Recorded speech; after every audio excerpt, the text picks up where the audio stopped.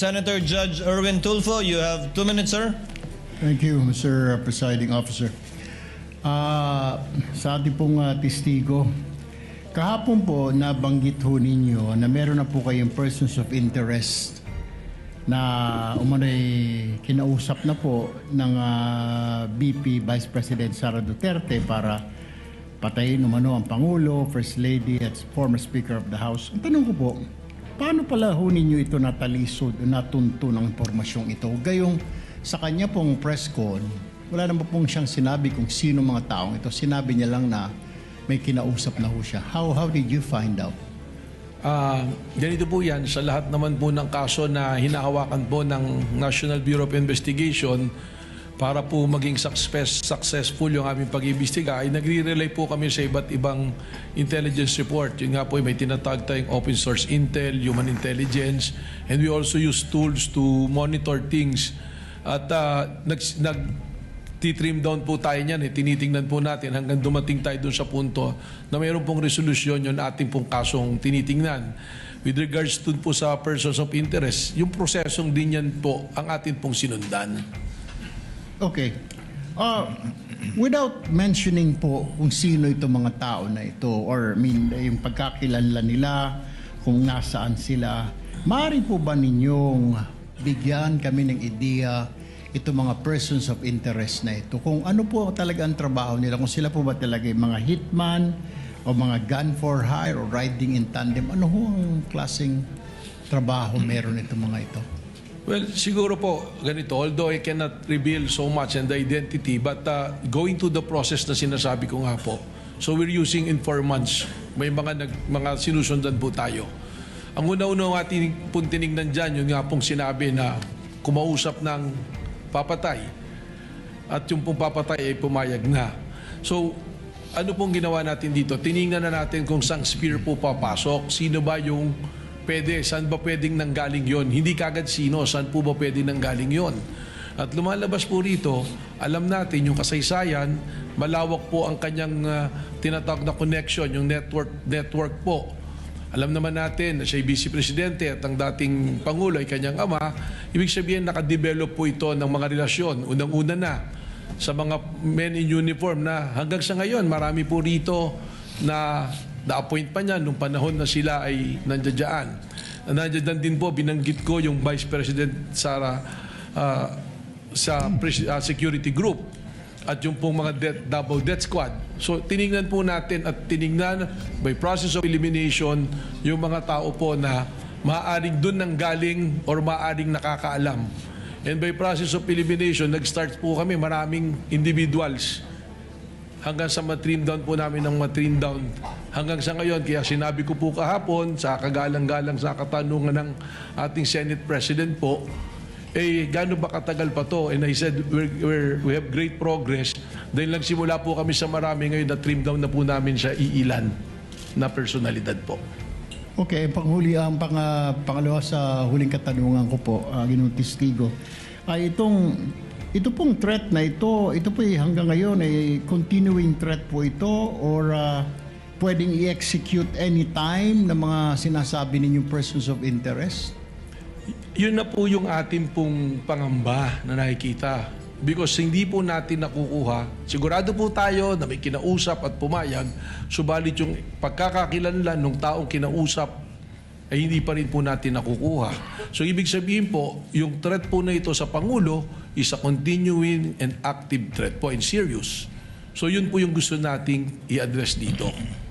Panguling katanungan na lamang, Mr. Witness, naimporma na po ba ang Pangulo at ang kanyang PSG para alam ho nilang kanilang gagawin at hindi po sila malingat sa kanilang seguridad? Meron po kaming tuloy-tuloy na pakikipag-ugnayan sa ating sa palasyo po. I will not mention who exactly yung mga kausap po namin doon, but there's always continuing threat assessment po na ginagawa po kami. Thank you, Mr. Witness. Presiding Officer, thank you. Thank you, Senator Judge Erwin Tulfo. Senator Judge Lacson. Thereafter, we will recognize first, with the indulgence of Senator Judge Raffy Tulfo, the lead prosecutor for her manifestation. As I understand, she asked for time for a huddle to determine whether she will still conduct redirect. So, Senator Judge Lacson is recognized. You have 2 minutes, sir. Thank you, Sir Presiding Officer. follow-up lang ito doon sa mga points raised by Senator Judge Rafi Tulfo kahapon relating to three similar cases, Ronald Mas, Mayor Baste Duterte, saka BP Sara. Hindi ko na bibelabor yung Ronald Mas and Mayor Baste kasi aware naman ako doon sa Rule 113 Section 5, yung sa warrantless arrest, na hindi pwedeng apply. Nagkamali nga yung NBI kay Ronald Mas, kaya na-dismiss yung case, di po ba? But I'm more interested in the cases of Mayor Baste at saka kay BP Sara. Kasi almost similar yung kanilang mga sinabi, pero I'm just wondering why you did not investigate Mayor Baste, pero si Mayor Sara, hindi lang kayo nag-investigate, nag-repair pa kayo ng complaint sa DOJ, hindi po ba? Yun po yung amin pong ginawang investigasyon ay doon na po sa threat na sinasabi namin na pangkalawakan. Yung dito po kay Mayor Baste, kaya hindi po natin na inimbestigahan, isinasama po namin dito sa task force na ito to come out with the report eventually. But we have coordination also po with other agencies. Yes. So walang ongoing law enforcement investigation against Mayor Baste? Kasama po dito sa ano po namin sa special task force po. Yung bang special task force, and this was this was also raised by the presiding officer nung nasa lounge kami kanina, na-form ba ito in relation to or in reference to the case of Mayor Baste o kay Vice President Sara? Yung pong trigger point na nangyari dito ay yung pong kay Mayor Baste po. But prior to that, we are continually monitoring the threat. Kasama po sa aming pag-uusap yan. In fact, yung pong aming reporting ng records as early as nung nag-assume po ako ng February, mga first week pa lang po ng March kasama na po sa reporting yung mga threat assessment. But nung napansin po namin na itong rage rally na to can escalate to a bigger threat to the national security, dun po namin ipinasok ito. So mas ang ginamit nyo yung kay Mayor Baste as an open source kesa sa mag-file kayo ng criminal complaint against Mayor Baste? Ganun po yung naging process namin dito. But eventually, we have an agreement within us that if we can establish that the elements for grave threat will be there, we will be contemplating also on filing a grave threat and inciting to sedition as well. Pero halos pareho Kaya iniisip ko, baka meron double standard. Bakit kayo nag-focus kay Vice President pero hindi nyo in-apply kay Mayor Baste? Halos pareho sinabi nila na maliwanag naman, bukod doon sa January 2026, na ulit pa ng April 12, di ba? Na sinabing Romanov, threat against the first family, nasundan pa ng pupugot, ang kailangan lang namin yung ulo. So pero kay Vice President, halos ganun din Pero bakit inimbestigahan nyo kay Vice President Sara at na-refer nyo na sa DOJ for PI, pero yung kay Mayor Baste parang unlevel, nasa law enforcement investigation pa rin? Sapagkat ang isa pong dinedevelop namin dito na theory po is yung sabwatan. And alam po natin, if we go to court using the theory of conspiracy, medyo mas mahirap po na ipasok na kaso. Kaya it taking much time to develop the case po. May request for additional time, Mr. Presiding Officer. Punta lang ko kay Las Cañas. Opo. Okay. Yung kay Las Cañas, ginamit nyo yung kanyang affidavit na sinabi sa ICC. Tama po. Parang pang-open source. Tama Not for po, sir. anything, di ba? Not for anything po. So yes, walang sir. evidentiary value ito? Yun po ay ang basehan namin, kaya po namin iprinisinta. Isa po sa naging basehan namin doon po sa, isa nga doon sa 5 standards po natin na pattern of violence po. Pero wala kayong intention na kung magpapile kayo ng kaso, isasubmit yung affidavit niya na sinabit sa ICC? As a matter of preference lang po for the purposes of establishing the pattern of violence. But to directly papanagutin po sa isang criminal what, sa palagay ko po baka po hindi ito tatanggapin ng korte po. Yeah, kasi kung open source, hindi nga tatanggapin ng korte. Tama po. Kasi kung open source, kung nag-extend pa kayo, in-expand nyo yung open source information gathering, dapat sana nireview nyo rin yung aming committee hearing dito. No? Yung na-mention kanina ng defense, na initially, deny talaga si Arturo Las Cañas tungkol sa DDS, EJK, etc. Eventually, nag-retract siya talagang 180 degrees. No? Sinabi niya, totoo yung EJK, hindi ba dapat part din yun ng open source information gathering ninyo? Tama po. Actually, nung binasa po namin yung affidavit, may isang paragraph doon na nagtukoy nga dyan na nag-testify as binawi. Ang sinundan na po namin dito, at naalala ko po, meron kasing new report do sa 24 oras after ng pre-trial po sa ICC, nagkaroon po ng interview kay Las Canas kung saan sinasabi niya yung affidavit na ginawa niya na isinabit sa ICC at nung kinukumpara po namin doon sa sinasabi niya, lumalabas na yun po. Pangatlo na po yun. So, Alam nyo, iba yung affidavit niya, yung kanyang testimony sa Public Order and Legal Drugs Committee, which as I said earlier, I chaired. Kaya alam ko yung familiar ako. Then after that, nag-retract siya. Talagang complete turnaround. Tama po. So I even consulted a retired justice na kaibigan ko, ano bang mas patimbang dito? Ang sabi niya, talagang jurisprudence, yung original na statement, ang mananaig, kesa doon sa parang binaliktad na statement, which I also agreed. Ang point ko lang is, bakit parang namili lang kayo ng open source?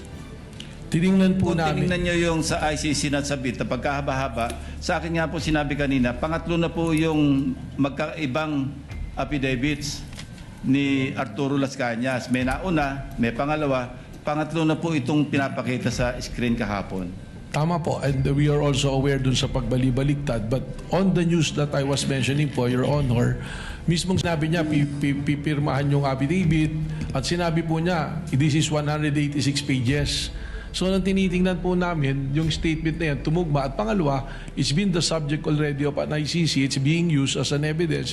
At least there is a legitimate court that looking into it, which it was considered na ibig sabihin, tinanggap po ng isang lehitimo na korte po. Yeah, I'm not trying to put you on this spot. I'm just trying to be fair, no? Apo. Kasi gusto ko talagang maliwanagan para pagdating ng takdang oras, alam po yung aking boto. Tama Maraming po. salamat po. Salamat Thank you, po. Senator Judge Lacson. Before the chair recognizes Senator Judge Rafi Tulfo, Senator Judge Aquino, and Senator Judge Padilla, Chair will not... Sorry, I forgot about you, Senator Judge Pangilinan, before Senator Judge Bam. Chair would like to call on the lead prosecutor again. Thank you for the sequence. Thank you, Your Yes, Honor. what is the pleasure of the lead prosecutor? Shall you conduct redirect? Your Honor, the prosecution believes that we have sufficiently established that the threat to the President constitutes Objection, Your Honor. threat to the national Again, Your security. Honor, inconsistent. Counsel, you are once again reminded to kindly avoid Yes, Your Honor. conclusions of law. The question was simple, so I guess you will not conduct any further redirect. Nonetheless, Your Honor, there are some manifestations that I would like to make. As long as these are not conclusions of fact and law, Counsel, as Yes, you have Your been reminded and guided accordingly. You may proceed. It is the position, Your Honor, of the prosecution that we have established Objection, already. Your Honor. Again, this is a conclusion of fact and law, Your Honor. Counsel, the counsel for respondent is correct. I will give the same limitation to whatever manifestations he will make in this regard. Let me do it for you. I guess you're not conducting any redirect anymore because you're I have another satisfied manifestation, Your Honor. and you're contented with the witness given, with the testimony rather given by the witness you presented. What is your second manifestation? Nais ko Prosecutor? lamang pong liwanagin, Your Honor, kaugnay ng affidavit ni Arturo Las Cañas. Ito po ay ipresenta ng prosecution bilang bahagi ng testimonya ng witness, kagaya na po ng sinabi ng presiding officer ng 3 ulit pinayagang ipresenta ang affidavit ni Las Cañas bilang bahagi ng testimonya at bilang bahagi ng naging investigation ng Special Task Force ng National Bureau of Investigation. It was never claimed by the prosecution that this affidavit is notarized. Kailanman po ay hindi sinabi ng prosecution na notarized ang dokumentong ito. Ito po'y ipresenta bilang bahagi lamang ng testimonya ng witness at bilang bahagi din ng investigation ng NBI. To conclude, Your Honor, Short rejoinder on that, Your Honor. The lead prosecutor is not yet finished. To conclude, Your Honor, the prosecution finds it unnecessary. Objection, Your Honor. Same ground. Allow the lead prosecutor to finish. The prosecution finds it unnecessary to conduct redirect examination. Thank you, counsel. Duly noted. Do you still want a rejoinder, Just a counsel? short rejoinder on the Las Cañas Yes, issue. counsel. Again, Your Honor, according to the rules, an affidavit must be testified to and identified by the person or the author of that affidavit. And in this case, such was not done. So, and an additional manifestation, Your Honor, that considering that it is unsigned and unnotarized, the law considers it as a mere scrap of paper. That's just a manifestation. And Then let instead of letting this be an ongoing argument between both counsels, let the chair state. Your for Honor, the- may I just correct the manifestation No of the need, defense? counsel. Let the chair state for the fourth time. The affidavit of Las Cañas was not offered as an authentic document executed by the affiant. Only that it was part of the documents used by Director Matibag in his open source investigation, as also clarified for the fifth time, if I will count it, by Senator Judge Lacson, that it was only part of the investigation of the NBI through what is called an open source investigation. Again, to reiterate, not as proof that of its authenticity and the truth of the contents contained in the affidavit or document purporting to be executed by Las Cañas. And that it is signed, Your Honor. Let that be the end of it, counsels, if you may. And we can proceed to the interventions and interjections of senator judges. Forgive my inadvertence earlier.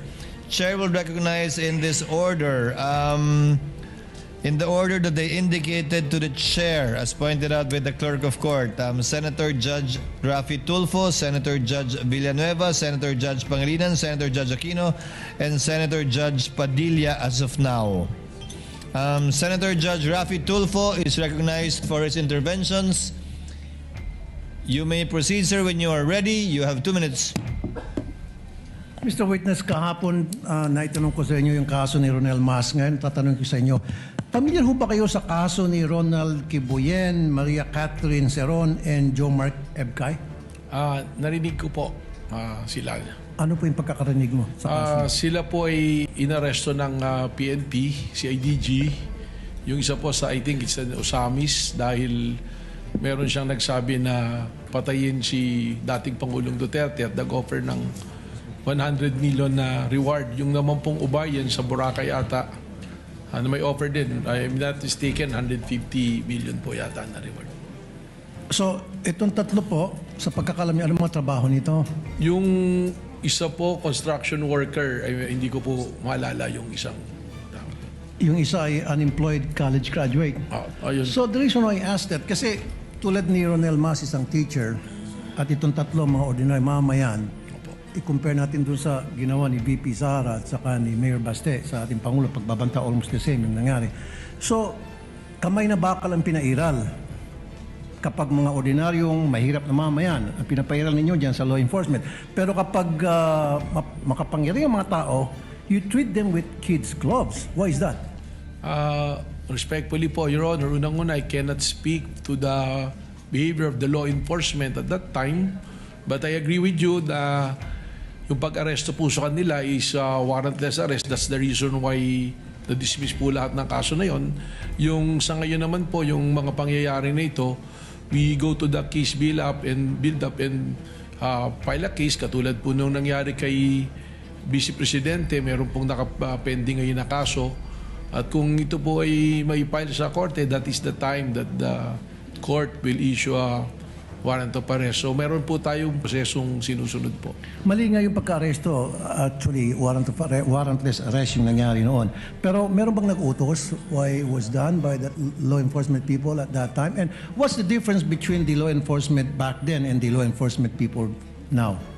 Well, I can only speak po for my bureau ng NBI. We are making sure that we are following the process and the law. In any case, wala pong malaki o maliit na kaso. Ang tinitingnan po lagi natin dito ay ang ebidensya, ang batas at ang prosesong dapat pong sundin. Okay. I'll give you an example. Halimbawa, yung nangyari ngayon na pagbabanta sa ating Pangulo, nangyari noon sa panahon ni Pangulong Duterte at nagbanta si Leni Robredo. Halimbawa lang, of course, Leni Robredo would not do that kasi I know, wala sa karakter niya. Nagbanta si Leni Robredo kay Pangulong Duterte at matindi yung outburst niya at pagbabanta. At ganon din naggagawa ng follow-up ang kanyang anak. What would have happened?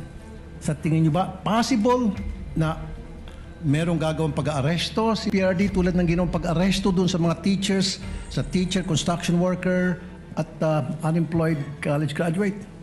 Well, respectfully, it's calling for an opinion but siguro meron po akong pwedeng pagbasihan. Base na rin po sa inyong sinasabi na construction worker, teacher, ay inaresto dahil sa banta, posible po. May possibility na baka arestuhin po kaagad ang Vice Presidente noon. Thank you, Mr. Witness. Thank you, Senator Judge Rafi Tulfo. Senator Judge Villanueva may proceed with his interjection when he's ready. You have 2 minutes, sir. Thank you, Presiding Officer, Mr. President. Just two quick questions to our dear witness. Your Honor, malaking bahagi po, Director Matibag, nung sa talakayan dito sa Korte at ng buong sambayanan, whether or not natukoy na ba yung sinasabing alleged tinutukoy ng pangalawang Pangulo doon po sa kanyang video. At binanggit niyo po na may inaasahan po kayong development sa loob ng 3 hanggang 6 na buwan. Maaari po ba niyong paliwanag, Director, sa pangkalahatan lamang po kung ano po yung layunin ng mga natitira pang bahagi sa investigasyon po ninyo? Just to clarify lang po, no? Kasi when you testified that the individual's identity will become clearer, does it mean, sir, that the Bureau is now focused on confirming or verifying the identity of a particular individual referred to by the respondent rather than determining whether such person exists in the first place? Kumbaga po, yung tanong lamang po dito, sinasagot po ay sino na yung kinontrata rather than hindi po yung meron nga bang kinontrata? Your Honor, 2 bagay po para makarating po tayo dun sa kasagutan sa inyo pong katanungan. Una, sinabi ko nga po with certainty, meron kinontrata. Ano po yung basihan? Mismong ang Vice Presidente na publicly, it is an extrajudicial admission na tinanggap na niya at sinabi na niya na meron akong kinausap na mag-assassin o mamamatay tao para patayin ang Presidente at siya ay pumayag. So that is an admission na meron po. Pangalawa, bakit po natin tinutukoy at tinahanap? Dito na po pumapasok yung kailangan natin siyang makuha, hindi upang sabihin na kami talaga ay nag-usap ni Vice Presidente. Kasi yun naman pong sinasabi ko nga, yung pag-uusap na may papatay at hindi naman nagawa, wala naman po tayong pinag-uusapan na krimen doon. Pero ano po ba ang tinutugunan namin sa paghahanap namin sa tao na yon, sa individual na yon? Yun na po yung sinasabi namin that we have to address the issue of national security, the safety of the President, which is a primary mandate of the National Bureau of Investigation. So pagkatambanta po sa Pangulo, kapag ito ay seryoso tulad po nitong banta na ito, ito rin po ay magdadaos ng ligalig, kaguluhan, at disrespect po sa ating law and order. And that is the very purpose of the existence of the National Bureau of Investigation. Yung binanggit nyo na may mga persons of interest, so yun nga po, no? Tinutumbok na po nito na nandun na po kaya kayo dun sa sino ang kinontrata rather than meron nga bang kinontrata. Tama po, Your Honor. Thank you, Director Matibag. Nabanggit nyo po kahapon din yung parte ng network ng respondent na tinatawag na Davao Death Squad. Batay po ito dun sa ebidensyang nakalap po ninyo, sabi nyo sa NBI, at meron po kayong nakikitang impormasyon na nagsasabi ang... gusto kong malaman kung meron po kayong nakikitang impormasyon na nagsasabi na aktibo pa rin po ba ito noong 2024 kaya naging part ito ng inyong assessment sa kapasidad ng respondent? Sa amin po investigasyon lumalabas na meron pa pong mga existing. At katunayan, without naming names, ganito po, ilagay na natin sa konteksto na nagsimula po kami sa maraming pangalan and narrowed it down. Siguro ito na inaantay ng marami rin na finally ma-identify natin. We are narrowing it down already to less than 20 individuals at may mga pangalan na po kami nito. Sa katunayan po, yung iba po rito, kausap na po namin yung kanilang mga pamilya o kakilala. So, ganun po yung proseso. That's why sinabi ko, baka in 3 to 6 months, we can finally identify kung sino yung personalidad na yun po. Let me wind up, Mr. Presiding Officer. No, in relation again to the Davao Death Squad that we were talking about, aktibo pa po ba sila noong 204? Aktibo pa rin po ba sila sa kasalukuyan sa inyong nagpapatuloy na investigasyon? Tinatanong po natin ito, Ginoong Pangulo, para malaman natin kung yung ginamit po ng National Bureau of Investigation ay base lamang dun sa historical background na binabanggit po kahapon o meron po na nakalap na mga bagong impormasyon ang NBI na hiwalay na impormasyon tungkol po dito. Well, again, kanina po tinanong po ng kagalang-galang Senator Erwin Tulfo, we are not limiting it to the Davao Death Squad. Sabi ko nga po, meron pong mga aktibo pa sa serbisyo na men in uniforms at kasama rin po dito ang Vice President Sara Security Group po. So even those who are actively involved right now, men in uniform, is that what you're saying? That is something that I can say because general naman, it will not Kindly go wind to the up. identity. Yeah, that will be all, Mr. Presiding Officer. Thank you, Director Salamat Matibag. po. Salamat. Thank you, Senator Judge Villanueva. Senator Judge Aquino is recognized. You may proceed, sir, when you're ready. You have 2 minutes. Maraming salamat, Mr. Presiding Officer. Isang tanong lang po kay Director Matibag. Doon po sa AO11, nakalagay po doon yung mga miyembro ng task force, no? At yung isang miyembro po doon ay mula sa Transnational Crime Division. Opo. Nabanggit niyo po nung isang araw na nasa punto na po kayo sa inyong investigasyon na chine-check po ninyo kung hindi lang ito isang tao pero kumbaga grupo na po ito or may plot, may ploy, may nagkukuntsaba para dito po sa posibleng pagpatay kay President Marcos. So nagtataka lang po ako sa AO11 kasama yung Transnational Crime Division. So my question is, sa inyo pong investigasyon, meron bang transnational nature itong posibleng pagpatay sa presidente? Meron bang foreign intervention or mga players na hindi po Pilipino sa inyo pong investigasyon? Yan po ay isang sa purpose talaga kung bakit namin isinama para alamin kung sino po. Alam naman po natin, para patayin ng isang presidente, hindi po isa o dalawang tao lang nag-uusap dito. You need yung kakayahan mo, yung capacity doon po pumapasok. Kailangan ng pera, kailangan ng network, kailangan ng tao. So tinitingnan po natin ito lahat. Ngayon yung binabanggit po ninyo, kasama po sa ating tinitingnan yan. Pero ang isa pong mayoryang rason yan, yung pong mga pagbabiyahe ng ating Pangulo, we have to also monitor it because the possibility of endangering the life of the President during his time that is outside of the country, nandoon din po yan dahil sa threat. So kaklaruhin ko lang ha. So yung pagkakaroon ng Transnational Crime Division dahil yan sa mga biyahe ng presidente, hindi dahil merong possible foreign intervention dito sa iniimbestigahan yung pagpaplano. That is also an angle being considered but that's not the main reason po. Alright, salamat. Salamat po. Thank you, Senator Judge Aquino. Senator Judge Padilla is recognized. You may proceed, sir, when you're ready. You have 2 minutes. Maraming salamat po aming ginoong tagapamahalang hukom at sa atin pong ginoong Pangulo.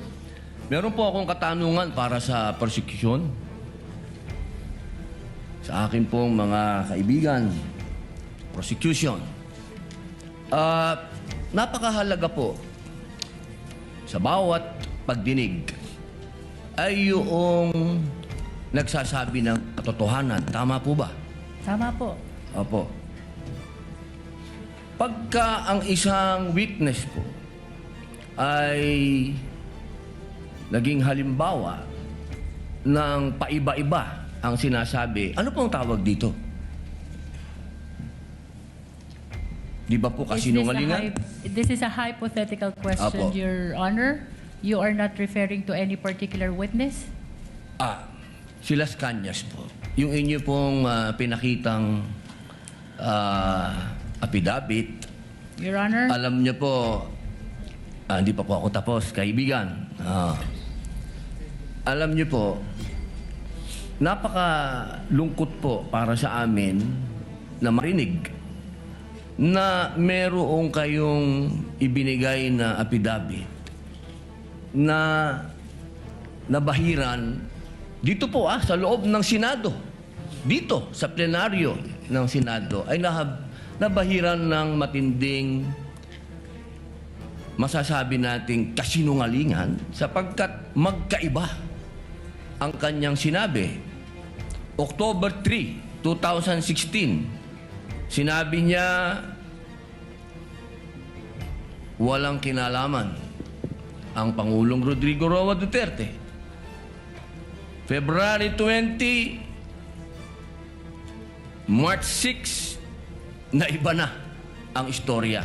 Ang tanong ko po, ano ang tawag sa taong paiba-iba ang sinasabi? Di ba po sinungaling? May I answer, Your Honor? Opo, opo.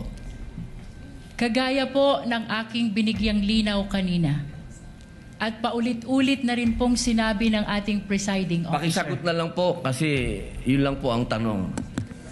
Tama po ba o mali na tawaging sinungaling ang taong iba-iba ang sinasabi? I'm sorry, Your Honor, but I need to qualify my answer.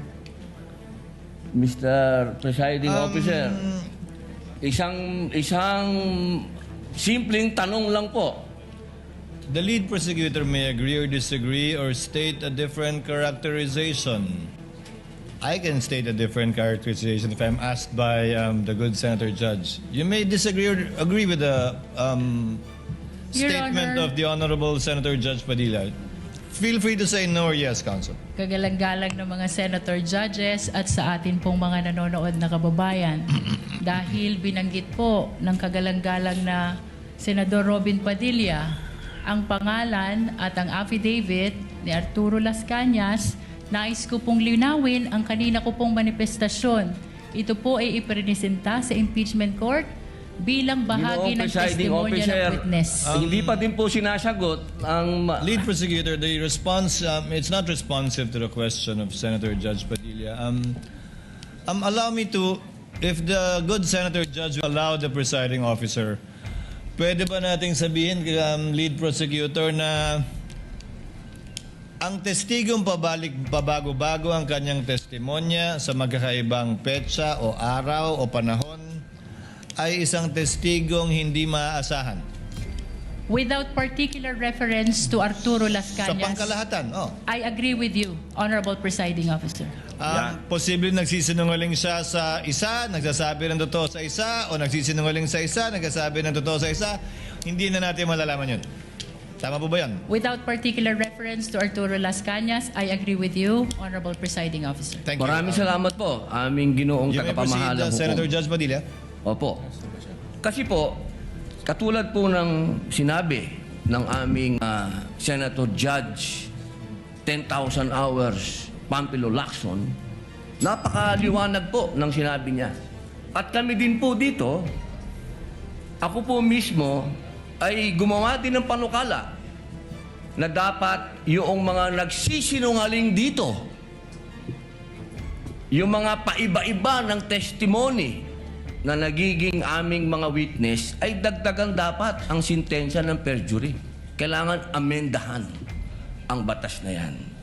Ngayon, bilang pakiusap po sa inyo, sa prosecution, pwede po ba na sana ay maiwasan natin ang pagbibigay ng witness na may kasong perjury? Hindi na po ito si Las Cañas.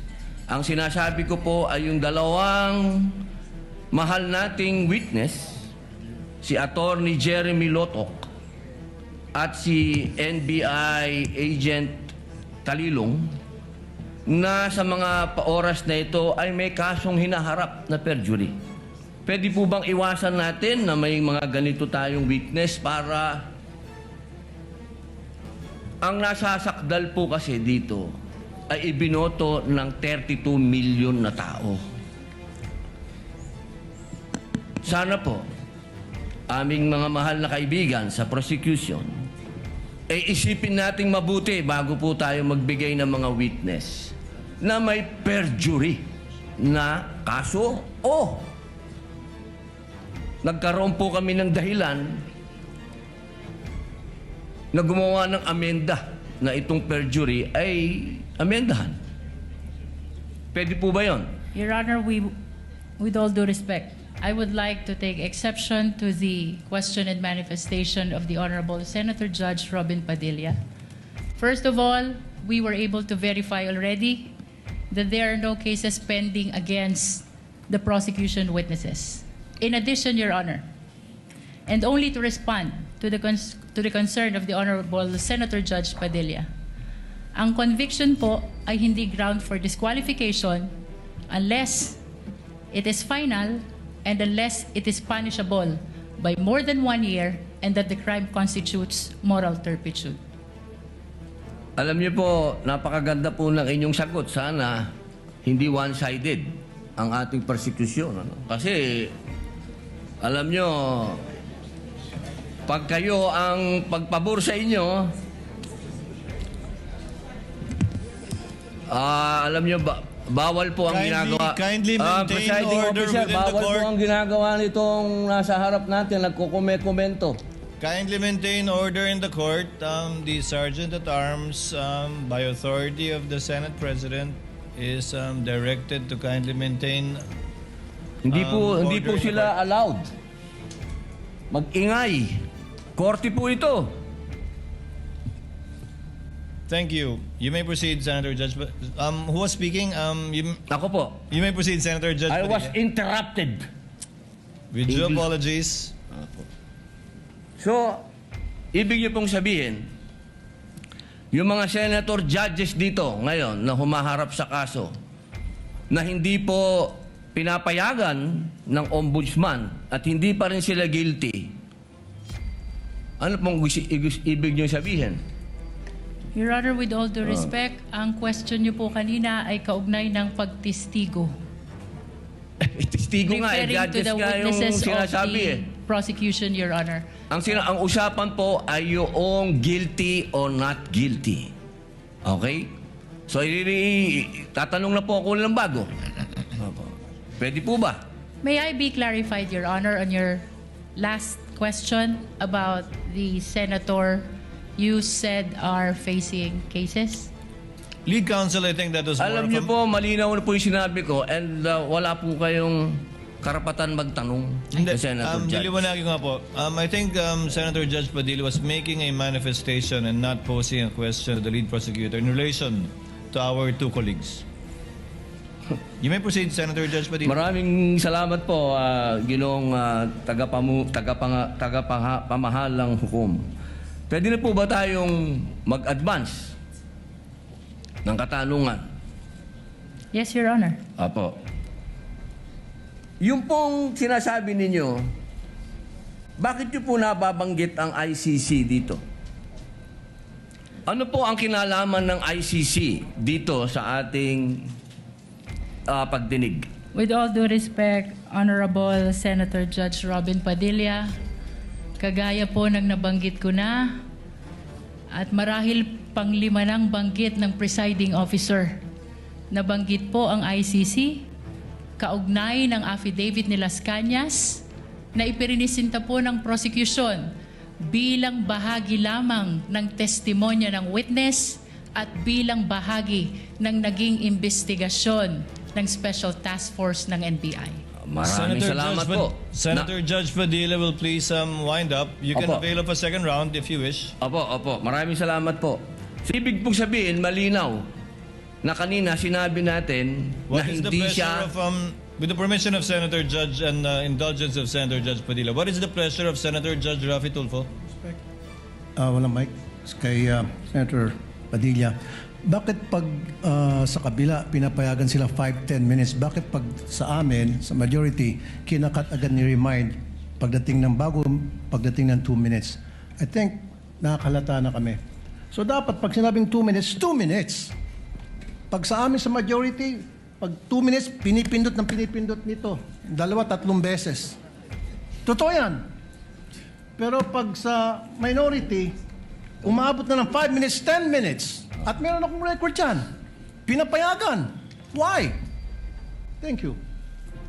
The comments of Senator Judge Rafi Tulfo is recognized. However, the chair would like to point out that in the impeachment court, there is no majority nor minority. We are all senator judges. And Senator Lacson earlier requested also an additional time to finish his point, which the chair allowed. That's why the chair reminded Senator Judge Padilla to wind up, because his time already lapsed. Kaya nga, Mr. Presiding Officer, I'm sorry, I do have a lot of respect in you. Yung sa akin lang, kahit na sino senador, kapag dating na ng 2 minutes, pinipindutan ng bell eh. Ako ilang beses na ako nang pindutan ng bell. Nakakairita eh. Samantalang yung iba, hindi pinipindutan ng bell, umabot pa ng 5 minutes. I'm not referring to anybody here now. Yun lang yun eh. Kaya nga kuminsan, binubulungan ko na dyan eh. Oy, pindutin mo na yung bell. Para naman makapagsalita yung iba. Yun lang po. Wala na akong tinutukoy dito. Dapat maging fair tayo yung sa nagpipindot ng bell. Pag sinabing 2 minutes regardless kahit na sinong senador yan. Thank you. The clerk of court is instructed to kindly relate to the bell ringer to kindly be consistent in doing the polite reminder to the senator judges with respect to the time allotted. Senator Judge Yes. Cayetano Alan. No, I take the comments of Senator Tulfo in order. I respect your opinion, but just to put on record, as you said, Senator Lacson a while ago asked for more time, binigay. Walang bell yon. Yesterday, 2 bell sa akin. 2 o 3? Dalawa lang ang bilang ko. 2 lang bilang mo. And maybe the solution is that after the first, isang bell na lang, pero kasi from the start of the impeachment trial, we asked the presiding officer at sabi mo nga, liberality, because then if not, if we can't ask questions, baka magkaroon ng motion or mas lalong tatagal. Maybe you've been doing it naman, but yun nga, yung just ask to wrap up. But konting, we all want to get back to work. There's so much that we want to do. At least, wala ngang majority-minority, but at least wala ngang threat ng kaso sa majority. Kami magsalita dito, parang may sword sa aming nakatutok. So, konting pagbibigay din sa amin ng konting liberality din sa pagtatanong. Yes.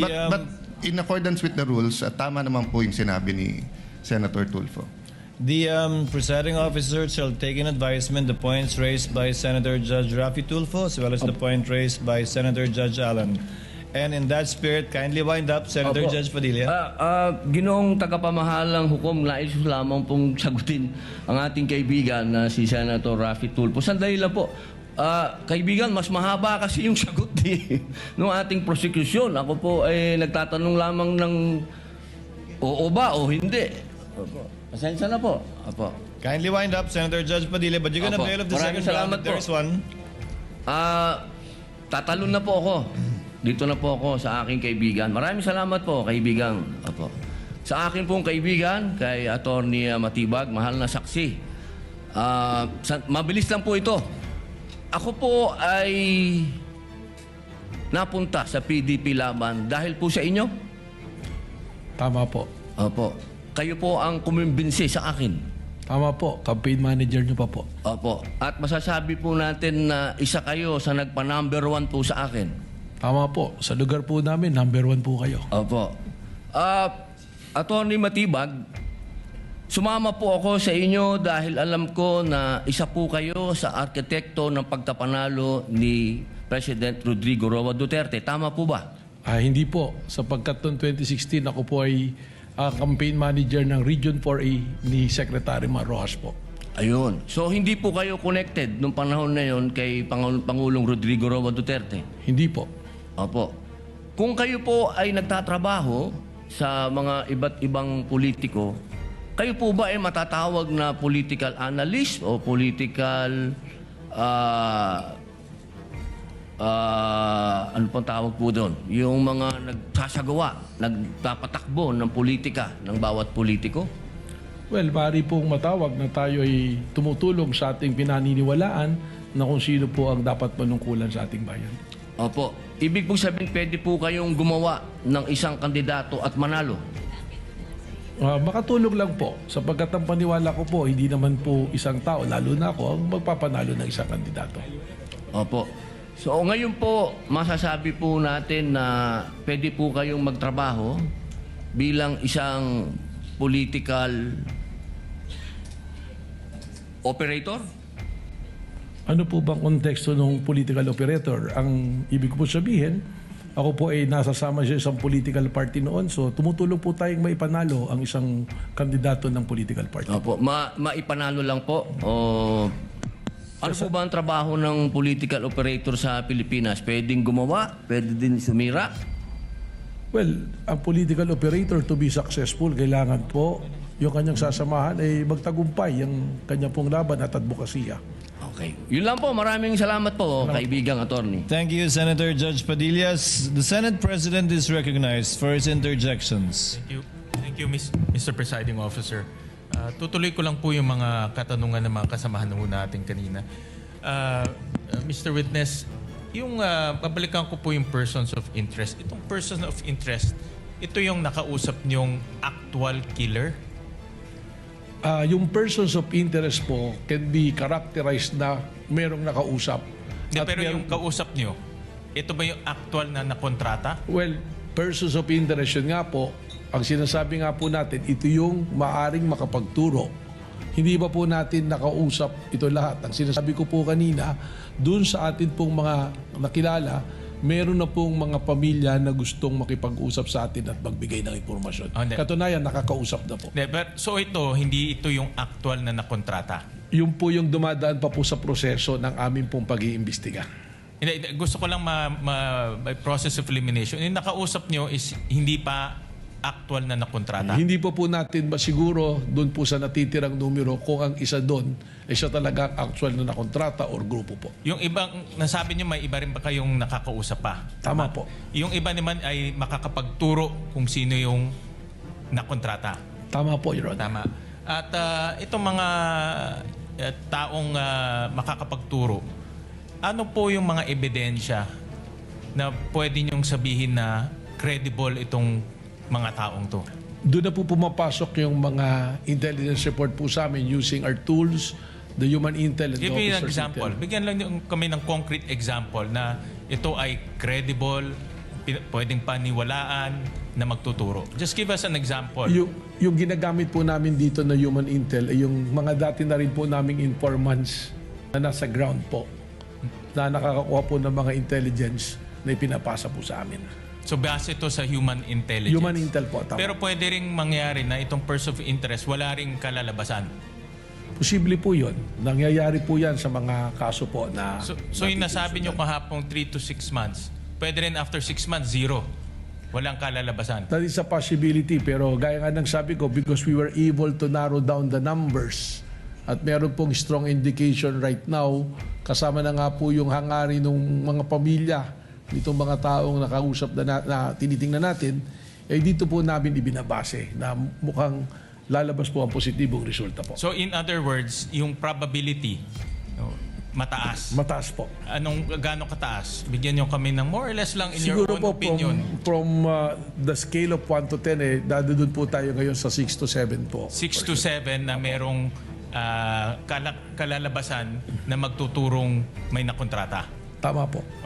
Babalikan ko lang yung statement nyo na nakakausap nyo parati yung na-mention nyo yung Vice President Security Group. Tama Kasama po yun sa isinama natin na pag-aaral po, pag-imbestiga. Correct. Kasama ba sila sa persons of interest itong Vice President Security Group? Meron pong nabanggit niyo kahapon na madali silang tawagin, nandun lahat. No? Kasama ba sila dito sa persons of interest ninyo? Well, Kung pwede niyong sabihin, I know you're investigating, kung pwede lang sabihin, actually, meron pong personalidad na kasama ron. merong kasama doon. But naintindihan ko na itong VP Security Group is also members of the government. Yun nga po yung sinasabi ko that there are, actually doon po sa aming na-narrow down, there are many uniform who is in active service. Na pwede rin palitan ng executive at any given time. Tama? Tama po. So paano, kung pwede silang palitan, paano sila nagiging persons of interest na merong potentially manggaling sa kanila itong pagkokontrata? Yun po yung precisely the reason na ayaw po natin na yung term na tinatawag na masunog yung atin pong lead na kinukuha. Baka po maka-apekto pag nagkaroon po ng mga sudden po na galawan. So right now, yung tao po nating sinusundan at para madali rin po sa aming pag-monitor and surveillance, mas maigi po na nakapirmis po. Sige. Maraming salamat, Ginong. Salamat Thank po. you, Mr. Presiding Officer. Senator Judge Pangilinan is recognized for his interjections. Thereafter, Senator Judge Go. Thereafter, Senator Judge Ontiveros. Senator Judge Pangilinan, you have 2 minutes. You may proceed when you're ready, sir. Maraming salamat, Mr. Presiding Officer. Ginoong witness, nabanggit ng ilang testigo bago sa iyo, no? Si Attorney Lotok, na in so many words, above his pay grade yung usapin ng interagency coordination. At sabi pa niya, maaaring ang direktor mismo, former director or current director, ang makapagsasabi niyan. Nung sinabi niyo merong security threat na national security threat, nakipag-ugnayan ba ang NBI sa iba pang mga ahensya ng pamahalaan para pag-usapan ito? Meron po kaming tuloy-tuloy na ugnayan. At sino-sino ang mga ahensya o alin dito sa mga ahensya ng pamahalaan ang nakipag-ugnayan kayo? Actually po, sinasabi nga natin, meron po kasing security cluster kung saan po natatalakay yung mga kailangan pong pag-usapan. So sa ngayon po, through the Office of the Executive Secretary, meron po ako mga pakikipag-usap dun po sa military units din po natin.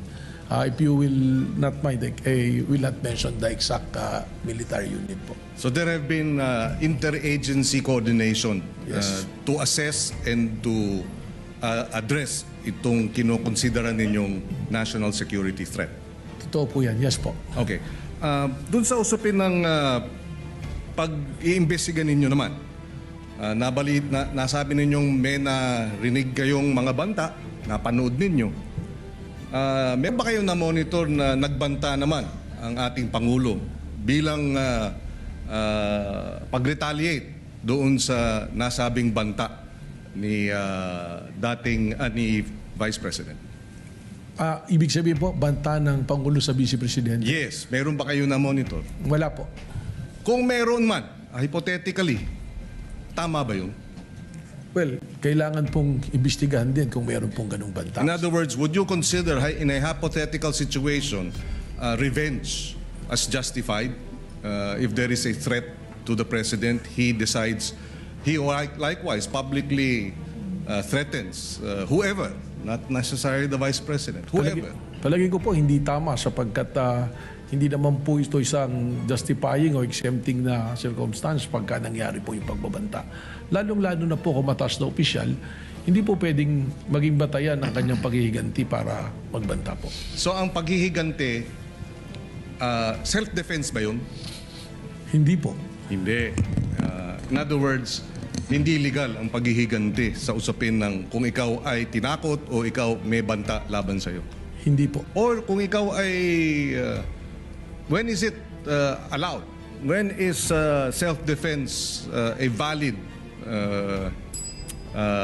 how do you call it, assertion to allow for non-liability for a crime? Kailan? Nakabalangkas po yan sa revised penal code, kaya lang hindi ko po kabisado, pero kung meron po talagang yung talaga actual na ang isa pong malinaw, nangyayari na at kailangan mo iligtas ang buhay, karangalan at property po ng ng ibang tao at lalong-lalo ng mga kamag-anak mo or kaibigan, doon po pumapasok yung self-defense na valid. May mga po siya, elemento. So, just to wrap up, so ang banta ng Pangulo, hypothetically, ay hindi tama. Hindi po tama. Yan po ay magbabiolate kung hindi man po sa batas na umiiral na Kodigo Penal, doon po sa konstitusyon bilang isang Pangulo ka, meron ka pong katungkulan na igalang ang batas, igalang ang konstitusyon at maging parehas po sa ibang tao po. Okay. Maraming salamat. Thank you, Mr. Thank you, Senator Judge Pangilinan, for the information of Senator Judge Lapid. And those who might be interested, the name of the bell ringer is Anika. For easy reference, in case there are future reminders or complaints. Who is next? Senator Judge Go is recognized. You may proceed, sir, when you're ready, and you have 2 minutes, sir. Salamat, Mr. Presiding Officer. I just want to put it on record, given that the incident with the sheriff in July 2011 was discussed in detail during the cross-examination of the defense earlier. Just find it proper that I shed light on the matter without any bias, given that these are matters of fact and based on personal knowledge. Since nabanggit po at ipinakita po kahapon, huwag mo nang pumatak yung oras, hindi pa naman tanong yun. Kasama na, sir? Since nabanggit at ipinakita po kahapon ng insidente noong July 2011 involving the Vice President, then Mayor Sara Duterte, and a sheriff, I would like to examine the relevance and context of this incident in determining the pattern of behavior of the Vice President. May I ask the NBI Director, would you agree that determining the context of actions of individuals is important to have a fair and impartial investigations? Yun po yung kasama doon, yung historical behavior to establish a pattern of violence. Okay. Are you aware na may... alam nyo ba yung konteksto at dahilan kung bakit nagawa ni then Mayor Sara Duterte yun? And are you aware na may demolition noong panahong yon involving 217 families who were facing eviction? Tama po, ang pagkakaalam ko po, si Sheriff Abe ay dala-dala ang isang legal and valid order of demolition at gusto niyang ipatupad po yung demolition bilang pagganap po sa kanyang tungkulin po. A simple search online would provide further details. No? Nagalit po si then Mayor Sara noon dahil nakiusap siya sa sheriff na kung pwede bang i-postpone ng ilang oras at i-delay mo ng eviction ng 217 na families.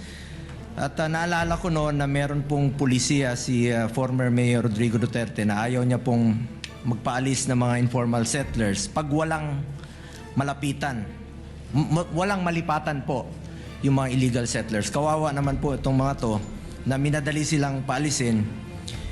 Is it correct that Davao City was then, sabi ko nga kanina, no? It was correct that Davao City was then dealing with the aftermath of a flash flood. At that then Mayor Sara Duterte had come from attending to affected residents before proceed. Alam niyo ba ito? Well, I was informed po kanina nung sinasabi yan. Alam niyo bang 31 po yung namatay nung panahon yon? Yun po, nalaman ko po kanina.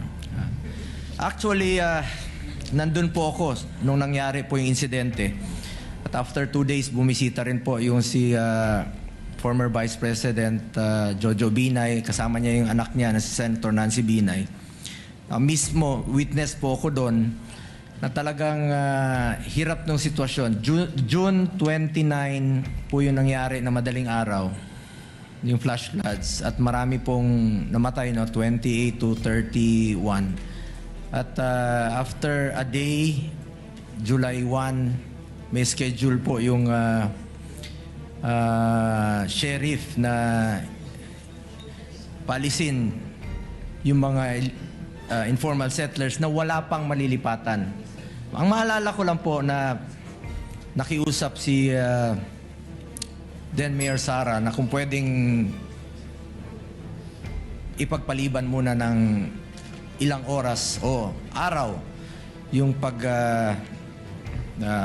demolish po sa mga illegal or informal settlers na walang malilipatan. Actually, sa totoo lamang po, since we are here for the search for the truth and justice, I believe it is incumbent upon me to put on record my recollection of what happened. Yun po yung maalala ko. Sabi ko nga na may pulisiya po yung syudad noon na kung walang malilipatan yung mga informal settlers ay huwag munang paalisin. Kawawa po yung mga kababayan nating mahirap na wala pong malilipatan. Yun po ang konteksto ng nangyari. We are not justifying violence, but we are highlighting that context is important to have a fair assessment of the incident. Magkakaiba naman po yung nangyari nung 2011 sa mga pangyayaring iniimbestigahan niyo po dito. In fact, not just this incident, in our search for the truth, importante alamin natin ang dahilan at konteksto ng mga pangyayari upang maging patas, objective at makatarungan ang ating pagsusuri. Yun lamang po. Ubus na yung Thank you. oras ko. Last 2 minutes na po. Thank you, Senator Judge. Thank you, Mr. Presiding Officer. Salamat po. Tapos na ba yung oras ko? Sabi ni Anika, tapos na daw. Pagtabla yun sa basketball po, pagtabla sa last 2 minutes. May extension na 5 minutes po. Thank you, second round. Thank you, Senator Judge. Go. Senator